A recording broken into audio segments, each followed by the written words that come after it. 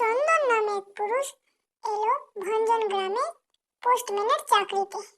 এসে ও এই গ্রাম দেখেন, ঘুরেন আর সকালে রাতে বাড়ি গিয়ে শুয়ে পড়ে ঘটির ভেতর জল রেখে ও ঘুমিয়ে পড়েন। হঠাৎ করে জল পেশে ধরলো এবং ঘটির থেকে জল খেতে গেল।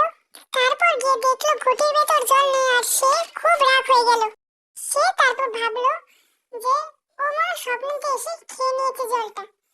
একদিন পর চন্দন আবার কাম সেরে বাড়িতে রওনা দিল। সে তারপর আবার বাড়িতে গিয়ে ঘুম দিল। সে আবার উঠে জল খেতে গেল।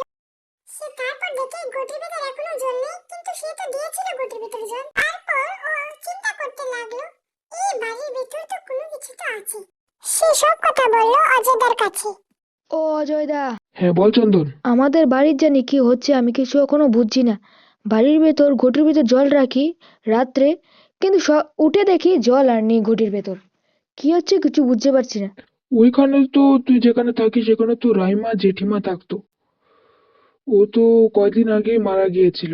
এই বাড়িটি তোকে দিয়ে দিয়েছে, তারা আমি শান্তনুকে বলছি তোর কাছে যেতে।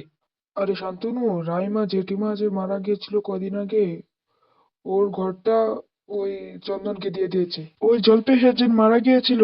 আচ্ছা আমি দেখছি প্রবলেমটা কি হচ্ছে। চন্দন তো ঘুমিয়ে গেল, কিন্তু শান্তনু ঘুমায়নি।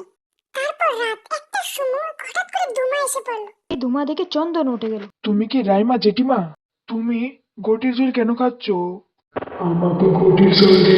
এটা এখন তোমার বাড়ি নয়, এটা এখন হচ্ছে চন্দনের বাড়ি। তুমি এখান থেকে চলে যাও। শান্তনুর কথা শুনে এখান থেকে রাইমা চলে গেল আর কখনো রাইমা এই বাড়িতে আসলো না।